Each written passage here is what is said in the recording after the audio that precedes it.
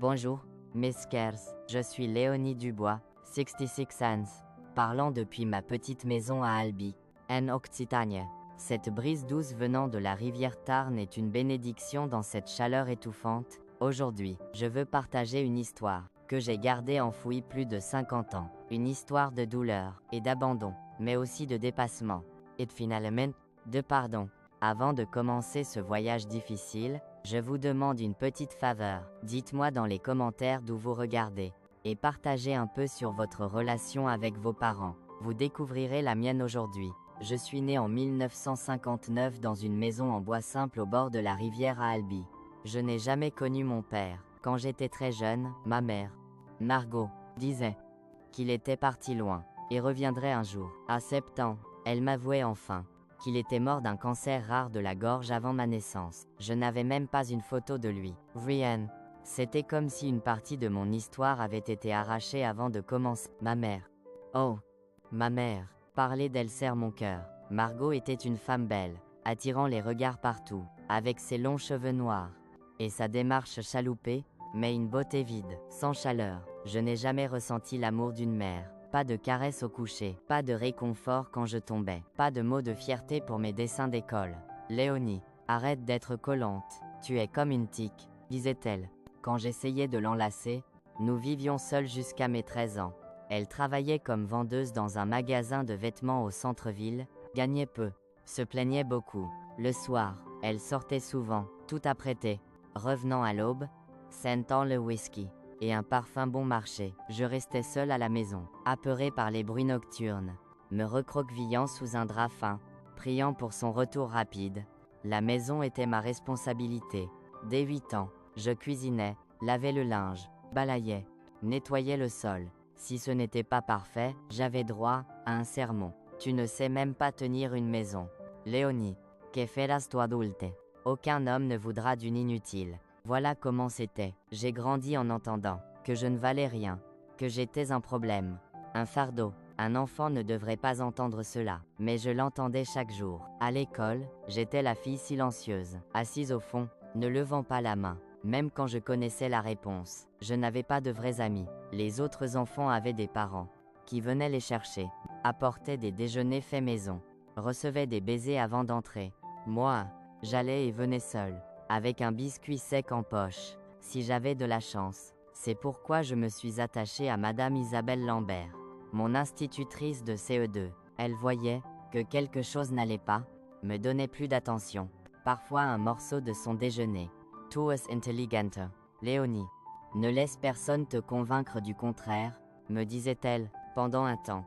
Ces mots étaient la seule chose positive que j'entendais sur moi. Je les gardais au fond de mon cœur, comme une précieuse graine, attendant le jour de la planter. La vie était déjà dure, mais empirait avec l'arrivée de Victor. J'avais 13 ans, quand ma mère le ramenait à la maison. Il était grand, costaud, avec une barbe jamais rasée, et une odeur de cigarette imprégnant tout. Il travaillait comme vigile dans une boîte de nuit, avait des mains cailleuses, et un regard qui me glaçait. Voici Victor, ma fille. Il va vivre avec nous maintenant, annonçait ma mère, sans demander mon avis. Au début, il essayait d'être gentil. Il apportait parfois un bonbon, posait des questions sur l'école, complimentait ma cuisine, mais le masque tombait vite. Ça commençait par des plaintes sur la maison pas assez propre, la nourriture fade, puis sur mon existence même. Cette gamine reste là, prenant de la place, et mangeant ce qu'elle n'aide pas à acheter, disait-il à ma mère, comme si je n'entendais pas. Et le pire, ma mère acquiesçait. Elle haussait les épaules, disant « Oui, elle est assez grande, elle pourrait aider plus. » Comme si je ne faisais pas déjà tout dans cette maison, comme si elle ne dépensait pas l'argent pour du rouge à lèvres et de la bière le week-end. La maison, déjà triste, devenait un lieu de peur. Victor avait un tempérament explosif. Le moindre détail était prétexte à crier, taper sur la table, casser un verre. Je vivais sur des œufs, essayant d'être invisible, faisant tout parfaitement pour ne pas l'irriter. Une fois, il rentrait ivre, trouvant un verre sale oublié dans l'évier. Il le saisissait et le jetait contre le mur, le brisant, puis pointait son doigt sur mon visage. La prochaine fois que tu laisses la maison en désordre, le verre ira sur ta tête. Compris. Ma mère, assise là dans le salon, ne levait même pas les yeux de son magazine. C'était comme si menacer une fille de 13 ans était normal. Cette nuit-là, je pleurais doucement sur mon matelas fin, posé à même le sol de la petite pièce arrière. Je ne comprenais pas pourquoi ma mère ne me défendait pas. Pourquoi elle laissait cet homme, qui n'était même pas mon père, me traiter ainsi? M'aimait-elle un peu? Étais-je si mauvaise que je ne méritais pas de protection? C'est à cette époque que je commençais à me réfugier dans la petite boutique de fleurs de Madame Sophie Martin, une dame âgée vivant à 2 rues. C'était un coin de paix dans ce monde hostile. Madame Sophie me laissait arroser les plantes, trier les graines, faire des arrangements simples. En échange, elle me donnait un peu d'argent de poche. Et surtout, me traitait avec gentillesse. Ma fille, tu as la main pour les plantes. Regarde comme cette violette est belle depuis que tu t'en occupes, disait-elle. Et ma poitrine se remplissait d'une fierté que je n'avais jamais ressentie. Dans sa boutique, je pouvais être différente. Je n'étais pas l'inutile, Léonie, celle qui causait des problèmes. J'étais Léonie aux bonnes mains, celle qui rendait les fleurs plus belles. Pendant quelques heures, Yoblis Vector. Ma mère froide, la maison, qui semblait une prison. Mais la paix ne durait pas. Il fallait toujours rentrer. Et chaque jour, l'atmosphère empirait. Victor buvait plus, criait plus, cassait plus. Ma mère, elle, semblait se faner comme une fleur sans eau. L'éclat dans ses yeux s'éteignait. Sa démarche chaloupée disparaissait, remplacée par un traînement fatigué. Parfois, tard le soir, je l'entendais pleurer dans la chambre. D'autres fois, le bruit d'une gifle, suivi de ses excuses. Je voulais aider, mais que pouvait une fille maigre de 13 ans contre un homme comme Victor? Le point de rupture arrivait un mercredi soir. Je lavais la vaisselle du dîner, ma mère, et Victor encore à table, lui buvant du whisky directement à la bouteille. Mes mains tremblaient de nervosité. Il s'était déjà plaint de la nourriture, disant que le riz était mal cuit, la viande dure, yes voice, que je marchais sur un terrain dangereux. C'est alors qu'un plat glissait de mes mains savonneuses, se brisant au sol. Le bruit résonnait dans la maison, et pendant une seconde, tout était silencieux. Puis venait le bruit de la chaise repoussée violemment. Espèce d'incapable. Victor s'approchait en 3 grandes enjambées. Il saisissait mes cheveux, tirant ma tête en arrière, me forçant à regarder ses yeux injectés de sang, rouges de rage et d'alcool. Si tu casses encore quelque chose dans cette maison, tu recevras la pire correction de ta vie. Comprise, petite. Les larmes coulaient, mais je ne pouvais émettre un son. La peur figeant ma voix, je regardais ma mère, la suppliant en silence. Savez-vous ce qu'elle faisait? Elle riait nerveusement, disant « Elle est maladroite, comme son père ». C'était la seule fois où je l'entendais comparer quelque chose de moi à mon père. Et c'était pour m'humilier, pour acquiescer au monstre, qui tirait mes cheveux jusqu'à que mon cuir chevelu brûle. Victor me lâchait avec une poussée, qui me faisait heurter l'évier. Il retournait à la table, saisissait la bouteille, et sortait sur le porche, marmonnant sur les gamines, qui causent des ennuis, et qu'on aurait dû se débarrasser d'elles il y a longtemps. Je finissais la vaisselle, les mains tremblantes, le cœur battant si fort, qu'il semblait sortir de ma bouche. Cette nuit-là, sur mon matelas, je faisais une promesse. Un jour, je quitterai cette maison, je serai libre, je trouverai des gens qui m'aimeraient, me respecteraient. C'est que je ne savais pas, c'était que ce jour était encore loin, et qu'avant, je vivrais le moment le plus terrible de ma vie. Un moment commençant par un sol mouillé, et finissant avec de la terre sur mon corps dans une tombe peu profonde dans notre cour. Moistella, mes scares, est une histoire pour plus tard, une histoire de terreur, mais aussi de courage, de comment une fille effrayée trouvait en elle la force de survivre à l'impensable. La semaine après l'incident du plat cassé était un enfer. Victor semblait avoir découvert un nouveau plaisir, me terroriser. Chaque fois que j'entrais dans une pièce où il était, je sentais ses petits yeux me suivre, comme un prédateur étudiant sa proie. Je faisais tout avec plus de soin, vérifiant 3 fois avant de poser quoi que ce soit sur la table, nettoyant chaque coin jusqu'à qu'il brille. Ma mère, qui avant faisait semblant de ne rien voir, commençait à imiter son comportement, se plaignant de mes cheveux en désordre, mes vêtements simples, ma façon de parler. Redresse cette posture, Léonie, on dirait une bossue, disait-elle, alors que je lavais le linge, penché sur le bassin, et lave bien la chemise de Victor. La dernière fois, elle était tachée. C'était comme si une ombre tombait sur notre maison. La faible lumière restante s'éteignait complètement. C'était un vendredi pluvieux, que tout empirait. Le ciel d'Albi était lourd depuis le matin, une pluie d'Occitanie semblant vouloir engloutir le monde. L'humidité pénétrait tout. Les murs, les vêtements suspendus, nos os. Je venais de laver le sol du salon, quand Victor rentrait du travail, trempé, et de mauvaise humeur. « C'est quoi, cette odeur de moisi ?» se plaignait-il. Dès qu'il entrait, « C'est la pluie », répondais-je doucement, me retirant dans la cuisine. « Tout est humide dehors. » Il marmonnait quelque chose, et allait dans la chambre se changer.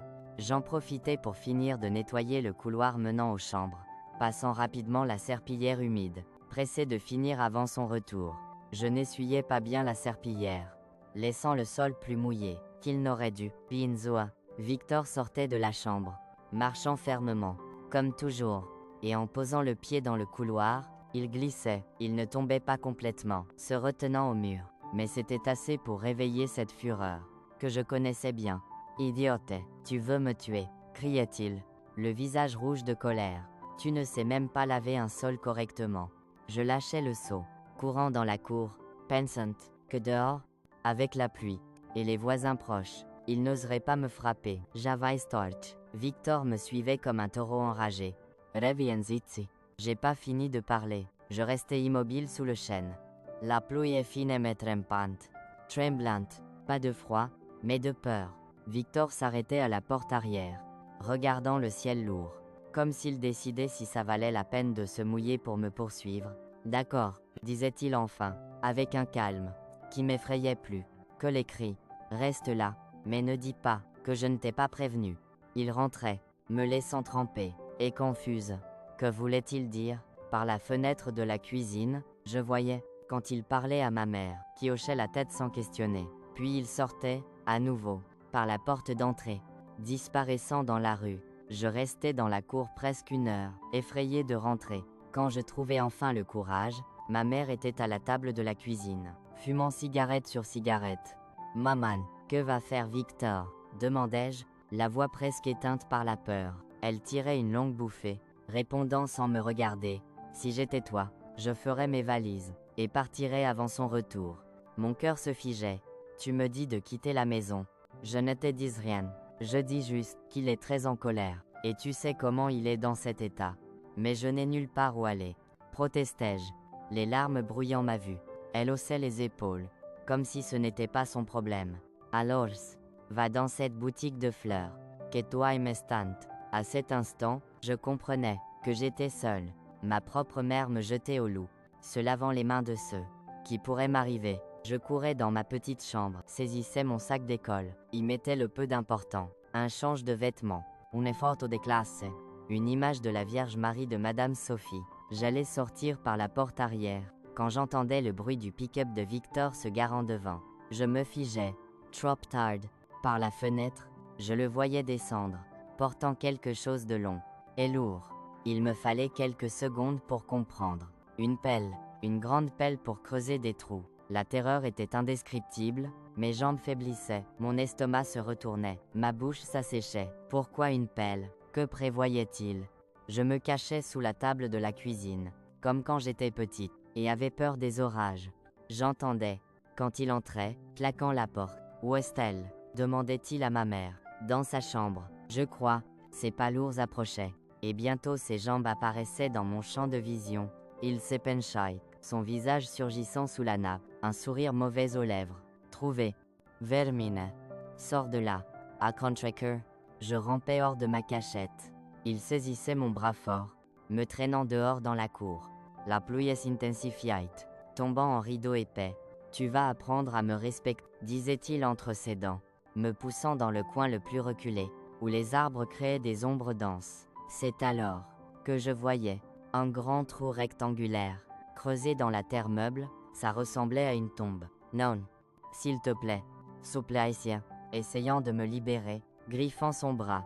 Je ne voulais pas, je le jure. Le sol était mouillé à cause de la pluie. Victor riait, un son guttural, inhuman. D'une forte poussée, il me jetait dans le trou. Je tombais sur le dos dans la terre humide, l'impact chassant l'air de mes poumons. Avant que je ne récupère, il sautait aussi dans le trou. C.I.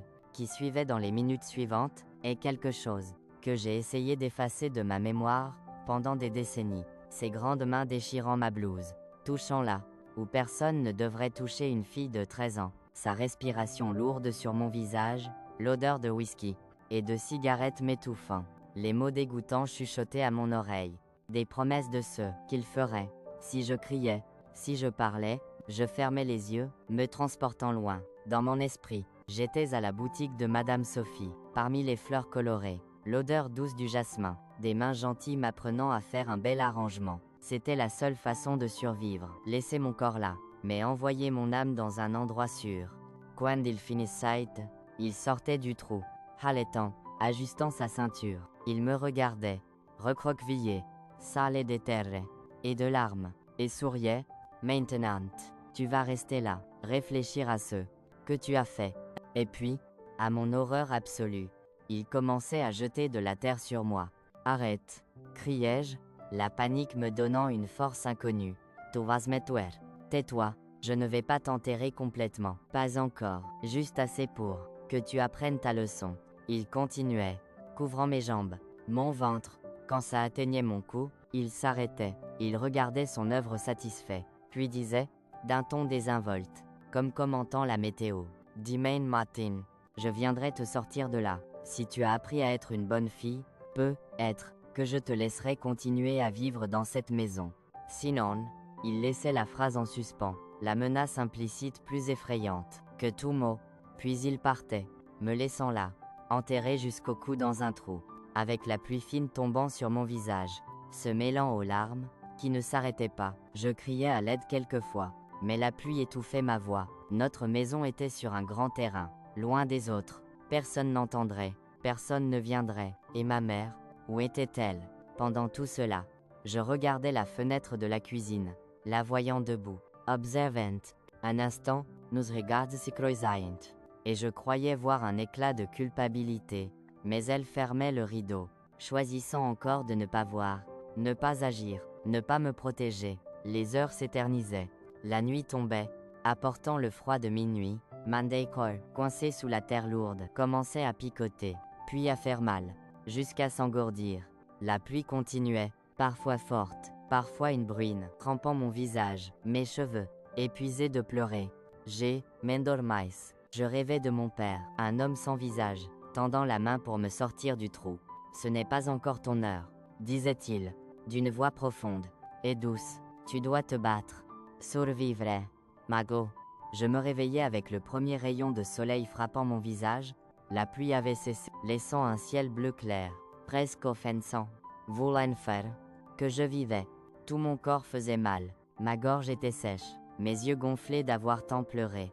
À cet instant, regardant le ciel entre les feuilles du chêne, quelque chose s'éveillait en moi, une petite flamme intense. Ce n'était pas juste la peur ou le désespoir, c'était de la colère. Colère contre Victor pour sa cruauté, contre ma mère pour sa lâcheté, et, pour la première fois, contre moi-même pour avoir accepté si longtemps. Je ne vais pas mourir ici, chuchotai-je.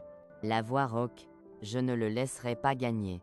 Je commençais à bouger mes orteils, puis mes chevilles, créant de l'espace dans la terre compacte. C'était lent, douloureux, la terre humide collant à ma peau, rendant chaque mouvement difficile. Mais je continuais, ignorant la douleur, les crampes, la fatigue, pouce par pouce. Je libérais mes jambes assez pour les plier. Avec un effort, qui semblait drainer mes dernières forces, je poussais mon corps vers le haut, la terre cédant à contre-cœur, jusqu'à que je m'asseye dans le trou. Je regardais la maison, craignant de voir Victor ou ma mère, mais aucun signe. Ils devaient encore dormir. Épuisé après une nuit je préférais ne pas imaginer quoi. Avec difficulté, je me traînais hors du trou, mes jambes engourdies après des heures d'immobilisation, me soutenant à peine. Je tombais à genoux plusieurs fois. Avant de me lever, mes vêtements étaient sales, déchirés, je sentais des éraflures, et bleus se formant partout. Mon premier instinct était de courir, fuir le plus vite possible. Mais où? Sans argent, sans documents, avec seulement mes vêtements. Quelle chance avais-je? Et si Victor me poursuivait, il connaissait tout le monde à Albi, me trouverait facilement. Non. Fuir n'était pas la solution. Pas encore. Il fallait être plus intelligente. Planifier. Je me traînais jusqu'au robinet de la cour. Lavais mon visage, buvant désespérément. Puis, silencieusement, Je rentrais par la porte arrière. Tout était calme. L'horloge indiquait 5h40. Il dormirait encore 1 heure. J'allais dans ma chambre, enlevais mes vêtements sales, et mettais la seule tenue propre. Je me regardais dans le morceau de miroir brisé que j'utilisais pour me coiffer. Une fille aux grands yeux effrayés me fixait, le visage sale de terre, le cou marqué par des doigts épais. Je ne me reconnaissais pas dans cette figure fragile, détruite. Promettais-je à mon reflet. Plus jamais je ne laisserai quiconque me faire du mal ainsi. Je m'asseyais sur le bord du matelas, les idées s'organisant. Si je voulais survivre, je devais être plus fort, plus déterminé. Que jamais. Et la première chose était de m'assurer assez de temps pour m'échapper. Quand le moment viendrait, je me souvenais alors des pilules que ma mère prenait pour dormir. Un paquet dans le tiroir de la cuisine pour les nuits d'insomnie. Si je pouvais en mettre dans leur petit déjeuner. Le plan prenait forme, chaque détail s'imbriquant comme un puzzle. C'était risqué, dangereux même, mais quelle alternative? Rester, et attendre la prochaine punition de Victor, qui pourrait être ma condamnation à mort. Non, ce serait ma seule chance, et je ne la gâcherais pas. Avec cette détermination née du désespoir, je me levais, et allais à la cuisine. Il était temps de préparer un petit déjeuner spécial pour ma mère, et mon beau-père, un petit déjeuner, qui les ferait dormir profondément, et me donnerait la liberté, dont je rêvais tant. La fille effrayée, qui entrait dans cette tombe, n'existait plus. À sa place, quelqu'un de nouveau émergeait, prêt à tout pour survivre, et le premier pas de cette nouvelle Léonie serait pris le lendemain matin, avec un plan, qui changerait ma vie pour toujours. C'était encore l'aube, quand je commençais ce petit déjeuner. Mes mains tremblaient, mais mon esprit était plus clair que jamais. L'horloge indiquait 6h15. Quand j'allumais le poêle, d'habitude, Victor et ma mère se levaient vers 7h30, me donnant assez de temps. Déborde, je préparais tout comme d'habitude, le café fort, que Victor aimait, les œufs brouillés, le pain, que je faisais 2 fois par semaine. Je voulais que ça semble un jour normal, pour qu'il ne soupçonne rien. Pendant que l'eau pour le café bouillait, j'allais au tiroir, où ma mère gardait les médicaments. Le paquet de somnifères était là, caché sous des boîtes de pansements et de pommades. Je regardais ces petites pilules blanches, mon cœur battant si fort, que je pensais qu'ils réveilleraient toute la maison. Combien en utilise? Je ne voulais pas les tuer, malgré tout, c'était ma mère. J'avais juste besoin qu'ils dorment assez longtemps pour que je parte et cherche de l'aide. Je décidai d'utiliser 4 pilules, 2 pour chacun. Je les écrasais avec le dos d'une cuillère, jusqu'à obtenir une poudre fine, et les mélangeais dans le sucrier. Ma mère mettait beaucoup de sucre dans son café. Victor buvait le sien sans sucre, mais suçait son jus d'orange juste après. C'était risqué. Mais ma seule chance. À 7h25, j'entendais le bruit de la douche. Victor se douchait toujours en premier. Ma mère restait au lit quelques minutes de plus. Je dressais la table, les tasses, les assiettes, tout parfaitement disposé, comme il l'exigeait. Quand Victor entrait dans la cuisine, habillé pour le travail, je forçais un sourire. Bonjour, le café est prêt. Il me regardait avec suspicion, s'attendant probablement à trouver une fille pleurant, suppliant d'être libérée du trou. Au lieu de cela, j'étais là, apparemment soumise, préparant le petit déjeuner, comme si rien ne s'était passé. Il grognait. Ça c'est Yann. On dirait que la nuit dans le trou t'a appris quelque chose. Je ne répondais pas, servant son café noir, sans sucre, comme mes limeades. Puis je préparais le jus d'orange, y mettant une généreuse quantité de sucre, mélangé aux pilules écrasées. Ma mère apparaissait peu après, les cheveux encore mouillés. Elle semblait avoir vieilli de 10 ans cette nuit, des cernes profonds sous les yeux, évitant de me regarder directement. Bonjour, maman, disais-je, essayant de sembler normal. Veux-tu du café? Elle hochait, sans rien dire, et s'asseyait. Je servais sa tasse, observant. Quand elle ajoutait 2 grosses cuillères du sucre altéré, les minutes suivantes étaient les plus longues de ma vie. Je restais près du poêle, prétendant nettoyer le plan de travail, surveillant du coin de l'œil. Alors qu'il buvait, chaque gorgée était une petite victoire. Chaque fois que le liquide touchait leurs lèvres, j'étais plus proche de la liberté. Victor finissait en premier, repoussant l'assiette vide, et buvant le jus d'orange en grandes gorgées assoiffées. Puis il s'élevait, prenait la clé du pick-up, et avertissait. Je reviens plus tard. Et toi, petite, tu ferais mieux d'avoir cette maison impeccable à mon retour. Je hochai docilement, évitant ses yeux. Il partait, claquant la porte. Au bruit du moteur, je réalisais que le pick-up ne démarrait pas au premier essai. Il essayait encore, jurant fort. Au troisième essai, le moteur s'éveillait, et il partait. J'étais seul avec ma mère, qui lavait sa tasse dans l'évier, ses mains semblaient lourdes, ses mouvements lents, le médicament commençant à agir. Je vais m'allonger un peu, disait-elle, la voix traînante. Je me sens bizarre. D'accord, maman. Repose-toi. Elle titubait jusqu'à la chambre. Et j'attendais, comptant les minutes. 10 minutes plus tard, je vérifiais, la trouvant profondément endormie. La respiration lourde et régulière. Je l'appelais, secouais doucement son épaule. Ryan. Elle était complètement inconsciente. C'était ma chance. Mais avant de partir, j'entendais le pick-up revenir. Mon sang se glaçait. Pourquoi Victor entrait-il si vite? Je courais à la fenêtre du salon, voyant. Quand il se garait maladroitement, heurtant presque la clôture, il sortait, titubant, le visage rouge, les yeux mi-clos. Le médicament agissait plus vite que prévu. Il n'avait probablement pas pu aller loin avant de se sentir somnole. Je me cachais derrière la porte, quand il entrait, trébuchant sur ses propres pieds. « C'est quoi, ce bordel ?» marmonnait-il, se tenant au mur pour ne pas tomber. « Je me sens malade. » Il se traînait jusqu'au canapé, s'effondrant là, sans retirer ses chaussures. En quelques secondes, il ronflait bruyamment, complètement inconscient. Je restais immobile, croyant à peine à ma chance. Ils dormaient tous deux profondément, et j'étais libre de partir. Mais où aller? Qui demandait de l'aide? La réponse venait immédiatement. Le commissariat. Tout raconté, sur l'abus, le trou dans la cour. Comment ma mère permettait tout. Je courais dans ma chambre, saisissant le sac déjà préparé la veille. J'ajoutais l'acte de naissance trouvé dans le tiroir de ma mère, seul document prouvant qui j'étais. Je n'avais pas d'argent, mais le commissariat était à moins d'une demi-heure à pied du centre-ville.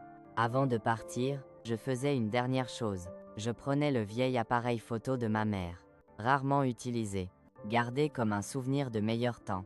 Il restait un film à moitié utilisé. Je l'emmenais dans la cour, photographiant le trou où j'avais passé la nuit, puis les bleus sur mon cou, les marques de doigts sur mes bras. J'avais besoin de preuves, au cas où personne ne croirait mon histoire. Quand je quittais cette maison, le soleil était déjà haut. Je marchais vite sur les chemins de terre d'Albi, évitant les connaissances. Pregnant. Que quelqu'un m'arrête, me renvoie. La ville était petite, tout le monde se connaissait. Si quelqu'un avertissait Victor, le commissariat était un petit bâtiment, jauni par le temps, avec une enseigne délavée. J'entrais timidement, serrant la sangle de mon sac contre ma poitrine, comme un bouclier. À l'intérieur, un policier était assis derrière un bureau, remplissant des papiers. Il levait les yeux à mon entrée, ses sourcils se haussant en voyant mon état. Même après m'être lavé, j'avais encore des traces de terre sur le cou, des éraflures visibles sur les bras, un bleu commençant à apparaître sur ma joue. Que t'est-il arrivé, petite? Demandait-il, se levant. Les mots restaient coincés dans ma gorge. Maintenant, face à une autorité, la peur revenait. Et si Victor l'apprenait, s'il venait après moi, si personne ne me croyait? Mademoiselle, insistait-il, plus doucement, tu es blessée, nous pouvons aider, mais tu dois nous dire ce qui s'est passé. Ah, je prenais une profonde inspiration, sentant des larmes chaudes couler. C'était maintenant ou jamais. Mon beau-père, commençai-je, la voix tremblante. Il m'a fait du mal. Il m'a enterré dans la cour. Le policier clignait des yeux, comme s'il n'avait pas compris. Enterré, que veux-tu dire? Et alors, comme un barrage cédant, les mots jaillissaient. Je racontais tout depuis le début. Comment Victor était entré dans nos vies. Comment il commençait à me maltraiter. Comment ma mère ne me défendait pas. Je racontais le plat cassé, le sol mouillé, le trou dans la cour. Je racontais, la voix brisée par les sanglots, c'est qu'il m'avait fait dans ce trou, avant de jeter de la terre sur moi, me laissant toute la nuit. Parlant, d'autres policiers s'approchaient, écoutant dans un silence choqué. Une policière était s'asseyant à côté de moi, tenant ma main, tandis que je continuais. Quand je finissais, montrant les photos du trou et de mes blessures, le silence dans la pièce était lourd. Palpable. Où est-il maintenant? Demandait le premier policier. La voix dure. Continue. À la maison. Loï. Et ma mère dormant. J'ai mis des somnifères dans leur café. Un policier laissait échapper un sifflement surpris. La policière à mon côté serrait ma main plus fort. Tu es une fille très courageuse, disait-elle. Tu as bien fait de venir ici. Ya. Je ne me sentais pas courageuse. Je me sentais effrayée, pardouée. Mais quelque chose dans ces mots allumait une étincelle. Peut-être l'étais-je. Après tout, nous envoyons une patrouille là, bas immédiatement, disait le policier, qui semblait le chef. Gomez, appelle les services de protection de l'enfance. La petite aura besoin d'un endroit où rester. Les heures suivantes se fondaient dans un flou d'émotions et d'activités. J'étais emmené dans un cabinet médical, où un médecin aux cheveux gris examinait mes blessures, prenait des photos pour un rapport médico-légal, posait des questions délicates sur l'abus. Une assistante sociale apparaissait, une femme à la voix calme et aux yeux doux, expliquant que je serais temporairement sous la garde de l'État, jusqu'à que ma situation soit résolue. Plus tard, j'apprenais que quand la police arrivait chez moi, ils trouvaient Victor et ma mère encore endormis. Mais le plus choquant, dès que les agents entraient, Victor se réveillait, paniqué, et attaquait un policier. Dans la confusion, il découvrait quelque chose expliquant beaucoup sur Victor. Des paquets de cocaïne cachés dans le plafond, une arme illégale sous le matelas. Victor n'était pas juste violent, c'était un trafiquant de drogue, un criminel utilisant notre maison comme façade pour ses affaires louches. Et ma mère, quand elle se réveillait, entourée de policiers, commençait à pleurer désespérément, disant qu'elle avait peur de lui, qu'il la menaçait, la forçait à participer à ses combines. Elle racontait comment il la manipulait, la faisait se sentir inutile sans lui, menaçait de la tuer si elle essayait de partir, ou de le dénoncer. C'est à cet instant, entendant le récit de l'assistante sociale sur le désespoir de ma mère, que je commençais à comprendre quelque chose de douloureux. Elle était aussi une victime, différente de moi, une victime qui n'avait pas su protéger sa fille, mais une victime néanmoins. La haine que je ressentais pour elle se transformait lentement en quelque chose de plus complexe, un mélange de pitié, de déception, et, étonnamment, un désir hésitant de compréhension.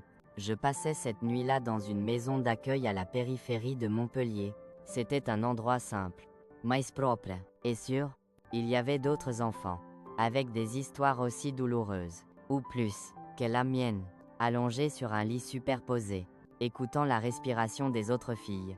Je pensais à comment ma vie avait changé en 24 heures, d'enterrée dans un trou à sauver par la police, de prisonnière à libre. Je m'endormais avec une étrange sensation dans la poitrine, pas du bonheur. Il y avait encore trop de douleur et de peur, mais quelque chose de proche de l'espoir, que peut-être le pire était passé, que désormais, les choses ne pouvaient que s'améliorer.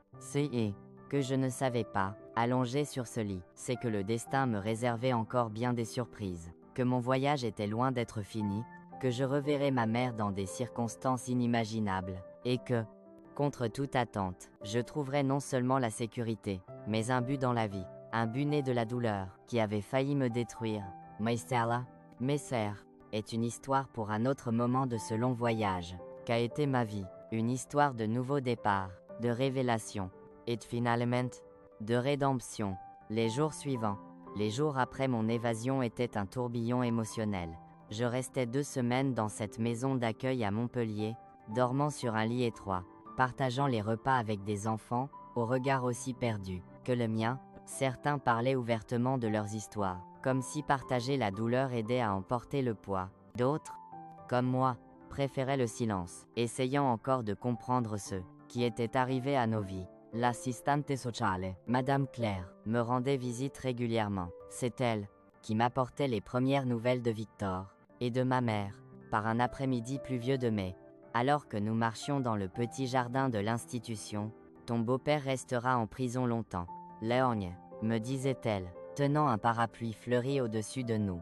Outre ce qu'il t'a fait, ils ont trouvé beaucoup de preuves de ses crimes. Trafic des drogues, armes illégales, agressions.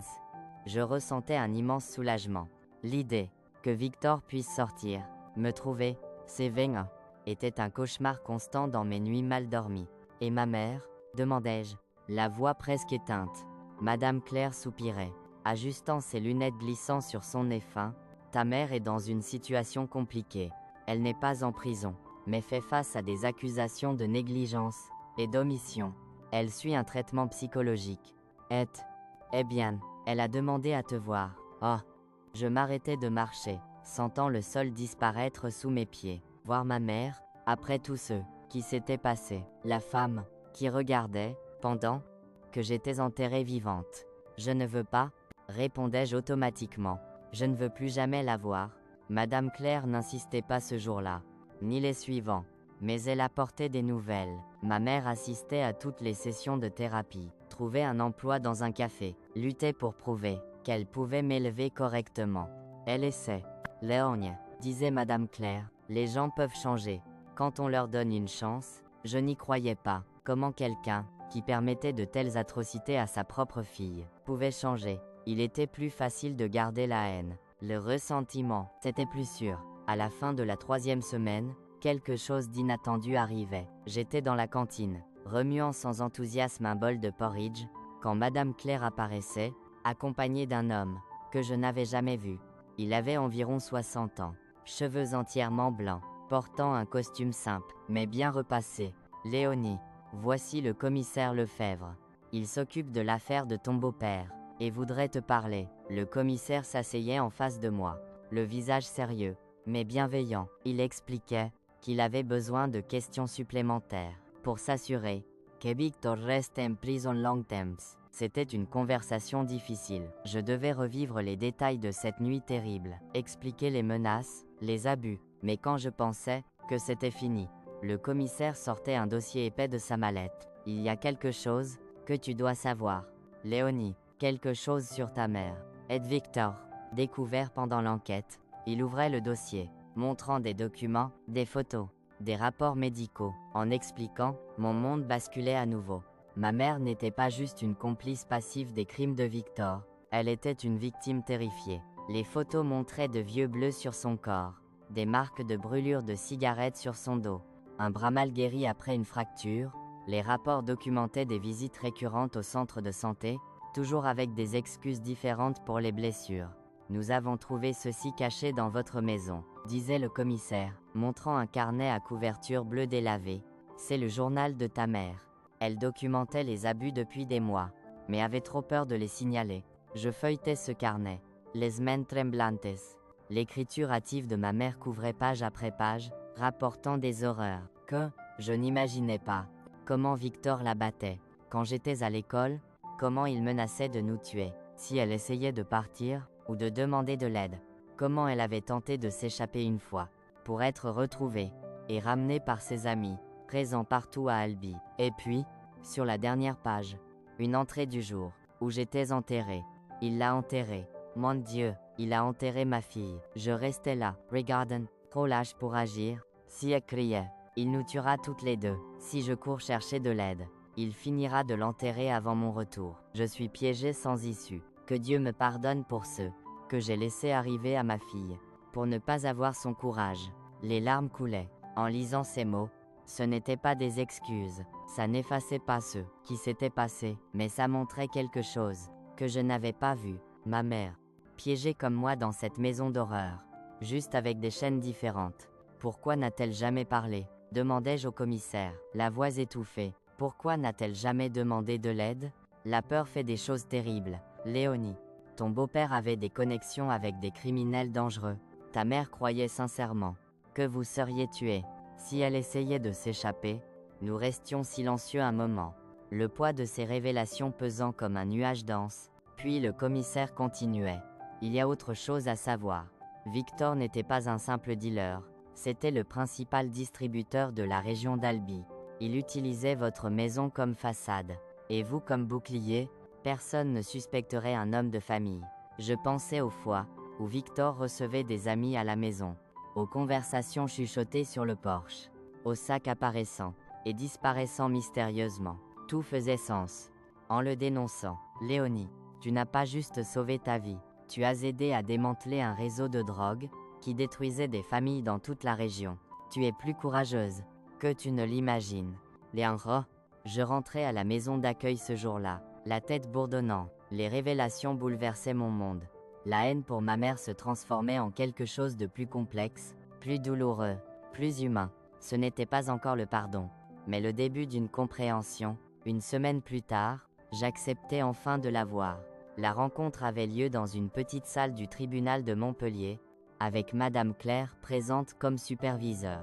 Quand ma mère entrait, je la reconnaissais à peine. Elle était plus maigre, le visage marqué par des cernes profonds, les cheveux sans leur éclat d'antan. Mais il y avait quelque chose de différent dans ses yeux, une clarté que je n'avais jamais vue. Nous restions silencieuses de longues secondes, nous regardant. Puis, sans prévenir, elle tombait à genoux devant moi, sanglotante. Pardonnez-moi, ma fille. Pour l'amour de Dieu, pardonne-moi de ne pas t'avoir protégée. Je ne pouvais répondre. Une partie de moi voulait crier, Excuse, lui reprocher chaque moment de douleur. Pendant qu'elle regardait, une autre voulait l'enlacer et pleurer ensemble. Deux survivantes du même naufrage, c'est que je faisais, était tendre la main et toucher son épaule. Un geste simple, ni pardon, ni rejette, juste une reconnaissance. Nous sommes là, nous avons survécu.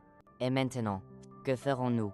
Les mois suivants, notre relation se reconstruisait, brique par brique. Ce n'était pas facile. Certains jours, la colère revenait. Je refusais ses appels, ou les rencontres supervisées. D'autres jours, elle reculait, submergée par la culpabilité, la honte.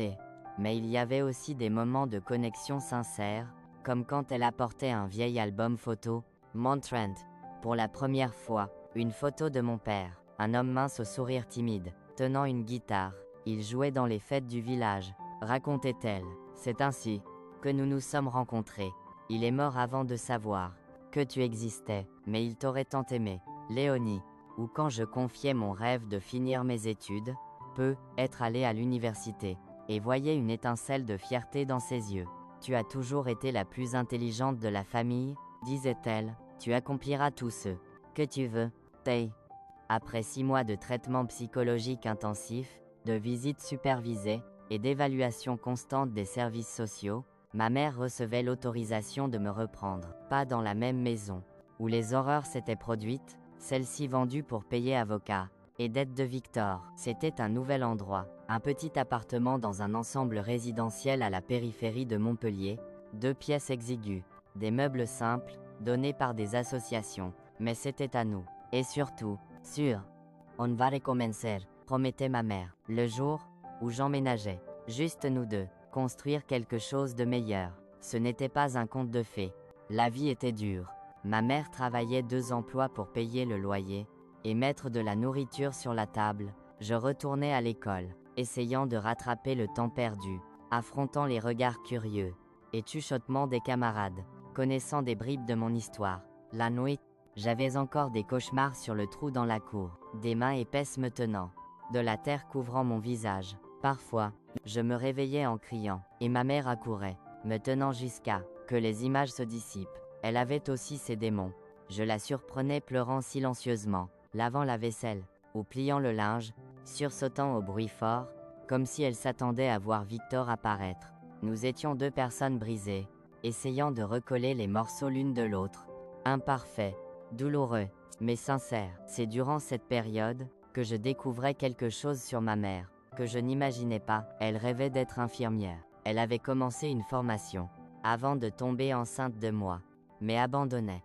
Quand les difficultés financières s'intensifiaient, j'ai toujours voulu soigner les gens, me confiait-elle une nuit, mangeant des nouilles instantanées à notre petite table improvisée. C'est pourquoi ça fait si mal, de ne pas avoir su te soigner correctement.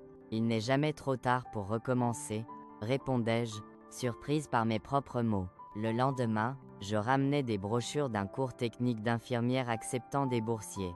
Ses yeux brillaient, comme je n'avais pas vu depuis des années. C'était le premier pas d'un voyage, qui, sans le savoir alors, changerait nos vies. Les 2 années suivantes, notre vie trouvait un nouveau rythme. Ma mère étudiait la nuit. Après de longues journées comme serveuse, je me consacrais à l'école, déterminée à obtenir des notes assez bonnes pour une bourse. Les week-ends, nous faisions des ménages ensemble pour compléter nos revenus. Peu à peu, les blessures commençaient à guérir. Pas complètement, Yamois. Mais nous apprenions à vivre avec, à les transformer en force. Le autant qu'en destruction, c'est lors d'un de ces ménages que nous rencontrions la famille, qui changerait encore notre histoire. Dr Claire Bisset, une psychiatre respectée de Montpellier, et son mari, Dr Paul Fournier, Enseignant à l'école de médecine, il nous traitait avec un respect que nous n'avions jamais connu, offrant de l'eau fraîche, parfois nous invitant à déjeuner après le travail. J'avais 16 ans. Et Claire remarquait vite mon intérêt pour les livres remplissant leurs étagères. Un jour, elle me surprenait feuilletant un volume de psychologie. Ça t'intéresse? Demandait-elle. Beaucoup, répondais-je timidement. J'ai pensé qu'après tout ce que j'ai vécu, je veux comprendre comment fonctionne l'esprit. Pourquoi les gens font ce qu'ils font. C'était le début d'un mentorat que je n'aurais jamais imaginé. Claire commençait à me prêter des livres, m'invitait à des conférences à l'université, me parlait de cas, sans révéler d'identité. Quand je mentionnais mon rêve d'étudier la psychologie, mais ma peur de ne pas pouvoir payer l'université, elle souriait. Il y a des bourses. Léonie, avec ton dossier scolaire et ton histoire, tu as de grandes chances, et je vais t'aider à en obtenir une. Et elle aidait, plus que je ne pouvais rêver. Mais c'est une partie de l'histoire à venir. L'histoire de comment une fille enterrée vivante réussissait non seulement à survivre, mais à s'épanouir. De comment la douleur pouvait se transformer en but. Et comment les pires moments de nos vies pouvaient, étonnamment, nous mener au meilleur. Un tournant décisif. L'année 1979 marquait un tournant complet. J'avais 21, tenant une enveloppe qui changeait mon destin.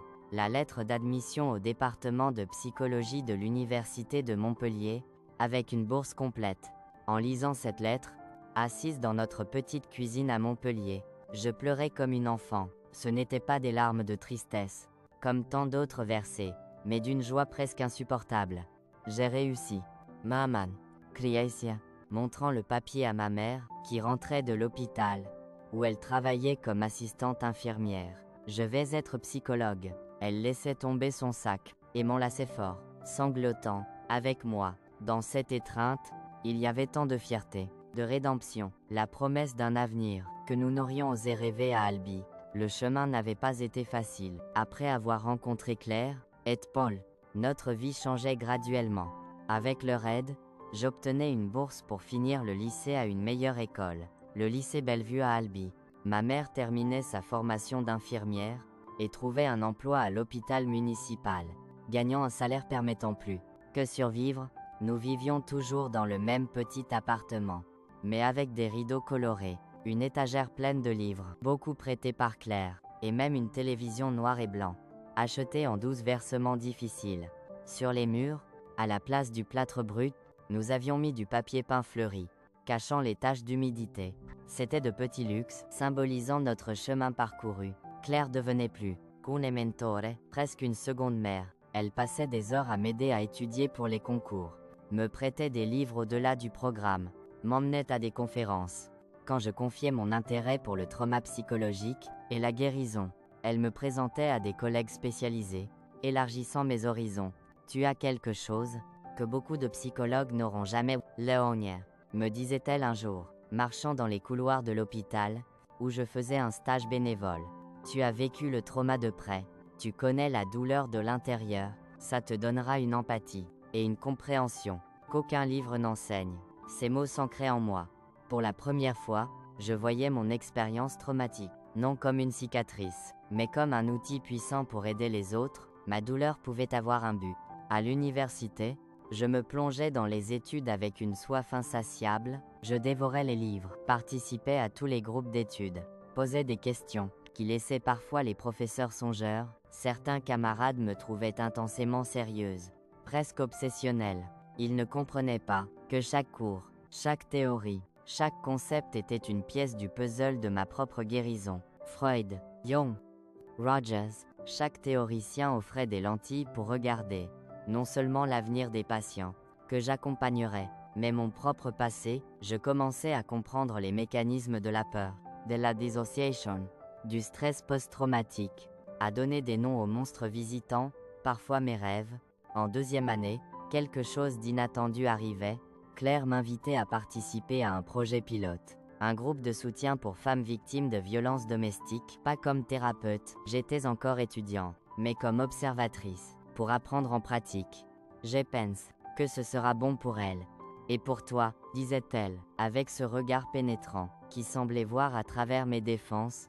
Mon premier jour dans ce groupe changeait ma vie. assise en cercle avec 8 femmes d'âge et d'histoires différents. J'entendais des récits qui faisaient écho à mon expérience. Une battue par son mari pendant 10 ans avant de s'échapper, une autre abusée par son oncle depuis l'enfance, avec le silence complice de la famille.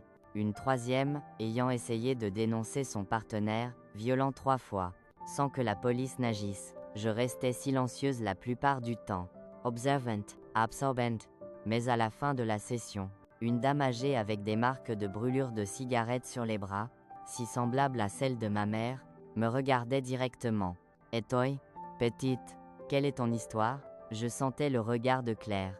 Non pressante, juste soutenant. Je prenais une profonde inspiration. Et, pour la première fois hors d'un cadre thérapeutique ou d'enquête policière, je racontais mon histoire. Victor, le trou dans la cour. Ma mère paralysée par la peur.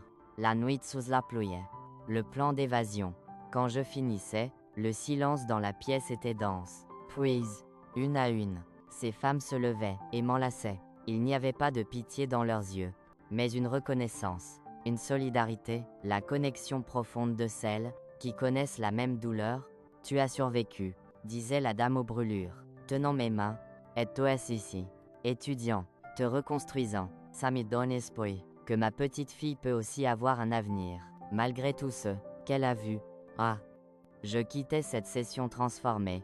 Claire, avec sa sagesse silencieuse, savait exactement ce qu'elle faisait en m'y amenant. Ce n'était pas juste pour apprendre, mais pour réaliser que mon histoire, si douloureuse soit-elle, pouvait être une lumière pour d'autres femmes.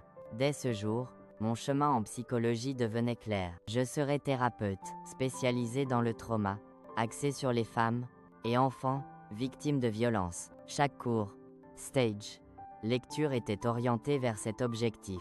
En dernière année, je rencontrai Antoine, un étudiant en psychiatrie participant à des séminaires interdisciplinaires que je suivais.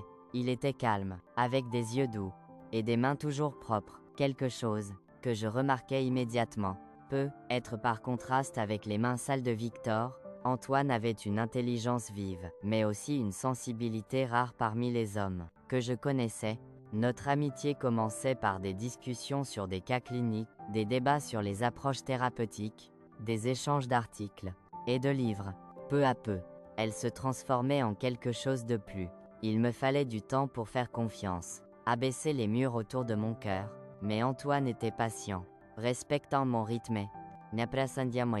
Quand je lui racontais toute mon histoire, par une nuit étoilée au bord de la rivière Lez, il ne montrait ni horreur, ni dégoût, ni pitié, réaction, que je craignais tant. Il prenait ma main, disant simplement « Merci de me faire confiance. Tu es la personne la plus forte que je connaisse. » À cet instant, je savais que je pouvais l'aimer, pas d'un amour désespéré ou dépendant, comme vu chez tant de femmes traumatisées, mais d'un amour adulte, conscient, choisi. Nous obtenions nos diplômes la même année, moi en psychologie, lui en médecine, orienté vers une résidence en psychiatrie. 2 ans plus tard, nous nous marions dans une cérémonie simple, dans la cour fleurie de la maison de Claire et Paul, devenue une seconde famille. Ma mère, maintenant infirmière respectée à l'hôpital, pleurait tout au long de la cérémonie. Un pleur différent, de joie profonde, peut être mêlé de soulagement. Sa fille, qu'elle n'avait pas su protéger, construisait maintenant une vie pleine, avec un homme bon à ses côtés. Notre vie ensemble commençait modestement, mais pleine de sens. Antoine commençait sa résidence en psychiatrie. Je prenais un poste dans une ONG travaillant avec des femmes vulnérables. Le salaire était bas, mais le travail m'épanouissait comme rien d'autre. En 1985, à 26 ans, je soutenais mon master en psychologie clinique, avec une thèse sur la résilience chez les survivants de traumas graves. Le jury, composé de professeurs renommés, était impressionné par la profondeur, ne sachant pas que beaucoup venaient de mes recherches personnelles et de mon propre chemin de guérison. Cette même année, je découvrais que j'étais enceinte de notre premier enfant. La nouvelle apportait de la joie, mais aussi une peur inattendue. Serais-je capable de protéger cet enfant? Saurais-je être une bonne mère, ayant eu un exemple si imparfait? Antoine, avec son calme habituel, m'aidait à naviguer ses peurs. Nous commencions une thérapie de couple, pas pour des problèmes, mais pour préparer la parentalité. Voulant entrer dans cette phase avec les yeux ouverts, conscience de nos traumas, et déclencheur. Pierre naissait par une aube pluvieuse d'avril 1986, après un accouchement difficile, mais transformateur. Quand je le posais sur ma poitrine, quelque chose s'épanouissait en moi. Un amour immense, si feroce, qu'il faisait presque mal. À cet instant, je faisais une promesse silencieuse. Ce garçon ne connaîtrait jamais la peur, qui dominait mon enfance. Il serait protégé, aimé, respecté dans son individualité. 2 ans plus tard venait Marianne, avec des yeux curieux, et un sourire facile. Notre famille était complète, notre cercle d'amour et de sécurité établi dans un monde que je savais souvent cruel. Équilibrer la maternité avec une carrière n'était pas facile, surtout à une époque où l'on attendait des femmes de privilégier le foyer, mais Antoine était un partenaire à part entière, partageant équitablement les responsabilités, soutenant mes projets, créant un espace pour suivre ma vocation, tout en étant mère. En 1992, avec les enfants à l'école, je prenais le pas rêvé depuis longtemps. J'ouvrais ma propre clinique, spécialisée dans le trauma psychologique, axée sur les femmes et enfants victimes de violences. Cela commençait petit, juste moi et une collègue de l'ONG. Dans une salle louée au centre de Montpellier, notre approche unique était de ne jamais facturer les femmes qui ne pouvaient payer. Nous établissions un système où les patients plus aisés subventionnaient le traitement des moins favorisés. Nous ne devenions pas riches, mais aidions des centaines de femmes qui n'auraient jamais eu accès à un traitement de qualité. C'est dans cette clinique que je développais ce qui serait connu comme la méthode Léonie, une approche thérapeutique spécifique pour les traumas complexes, combinant des techniques de différentes écoles psychologiques avec des pratiques issues de mon expérience personnelle et professionnelle. Le travail grandissait, gagnait une reconnaissance. J'étais invité à donner des conférences, des ateliers, des formations pour professionnels de la santé mentale. J'écrivais des articles, puis un livre devenu une référence dans le domaine. La fille, qui était autrefois enterrée vivante dans une cour à Albi, était maintenant une autorité respectée dans le traitement du trauma psychologique, mais la reconnaissance professionnelle, si gratifiante soit-elle, n'était jamais ce qui importait le plus. Ce qui me touchait étaient les yeux des femmes que nous accompagnions, passant de la peur paralysante à un espoir prudent, et enfin à une force renouvelée. C'était voir leur voyage de victime à survivante, et enfin à des personnes entières, redécouvrant leur voix, leur pouvoir. Pendant que la clinique grandissait, ma mère affrontait ses propres défis. En 1997, elle montrait les premiers signes de quelque chose que nous ne comprenions pas immédiatement. Oubli, confusion, changement d'humeur. Pendant quelques mois, nous l'attribuions au stress du travail, à l'âge. Mais quand elle oubliait le chemin de chez moi, un trajet qu'elle faisait presque chaque semaine, nous savions que c'était plus grave. Le diagnostic tombait comme un coup. Alzheimer précoce. Elle n'avait que 60 ans. Les médecins expliquaient que c'était une forme génétique rare, probablement héritée du côté de son père, ce côté que je connaissais à peine, d'un père que je n'avais jamais rencontré. Je ne veux pas t'oublier, ma fille, chuchotait-elle, serrant ma main fort. Je ne veux pas oublier tout ce que nous avons accompli ensemble. Les années suivantes, nos rôles s'inversaient. Moi, autrefois, la fille qu'elle n'avait pas pu protéger, devenait la soignante dont elle avait désespérément besoin. Antoine, toujours mon refuge sûr, réorganisait notre vie pour cette nouvelle réalité. Nous adaptions notre maison, engagions des soignants pour les périodes où nous travaillions, créions des routines pour réduire sa confusion. C'était un voyage douloureux, la voyant perdre peu à peu ses souvenirs, ses compétences, l'essence même de qui elle était, mais aussi des années de connexion profonde que nous n'avions jamais connues. Dans les moments de lucidité, nous parlions du passé, pas seulement des horreurs vécues, mais des petites joies trouvées, même dans les temps les plus sombres. Tu te souviens, quand tu as fait un gâteau avec ce qu'il y avait dans le placard, et qu'il était si dur qu'on l'a utilisé comme cale-porte, riait-elle, les yeux momentanément clairs. Oh, quand on a adopté ce chat errant, et caché de Victor pendant 3 semaines. Ces souvenirs partagés, même les plus simples, aidaient à guérir des blessures que nous ne savions pas encore ouvertes. Ma mère décédait en 2006, par un dimanche après-midi paisible. Elle était assise sur le porche de notre maison, regardant mes enfants, ses petits-enfants, jouer dans le jardin. Soudain, elle souriait, tendait la main, comme saluant quelqu'un qu'elle seule voyait, et fermait les yeux pour la dernière fois. Le médecin disait que c'était un anévrisme, rapide, et sans douleur. J'aimais penser qu'à cet instant, elle voyait peu, être mon père venir la chercher. Cet homme à la guitare, que je n'ai jamais connu, mais dont le sang coule dans mes veines. Sa perte laissait un vide immense, mais aussi une étrange sensation de complétude. Notre cercle se fermait. La mère, qui n'avait pas su me protéger enfant, recevait ma protection dans ces dernières années. Nous nous étions en quelque sorte guéris mutuellement. Aujourd'hui, à 66 ans, je regarde en arrière, et vois une vie que je n'aurais jamais imaginée. Cette nuit terrible dans la cour trempée d'Albi, j'ai 2 enfants merveilleux, tous 2 professionnels de santé. Pierre suivait les pas de son père en psychiatrie. Marianne devenait assistante sociale. J'ai 4 petits-enfants, grandissant dans un environnement d'amour et de respect, qui ne connaîtront jamais la peur, qui dominait mon enfance. La clinique, que j'ai fondée, il y a plus de 30 ans, est maintenant un centre de référence national pour le traitement du trauma. Avec des antennes dans 3 capitales régionales, la méthode Léonie est enseignée dans les universités, appliquée dans des programmes publics de santé mentale. Je vois encore quelques patients, des femmes aux histoires particulièrement difficiles, référées par des collègues. À chacune, je raconte un peu de mon propre chemin, pas comme thérapeute, mais comme survivante, car je sais que parfois, c'est dont nous avons le plus besoin, quand nous sommes au fond, et d'entendre que quelqu'un y est passé, et a réussi à en sortir. C'est pourquoi, mes chers, j'ai décidé de partager mon histoire avec vous aujourd'hui, car je sais que parmi ceux qui lisent ceci, il y a quelqu'un traversant son propre enfer, pensant qu'il n'y a pas d'issue, que la douleur est trop grande, que les cicatrices sont trop profondes pour guérir.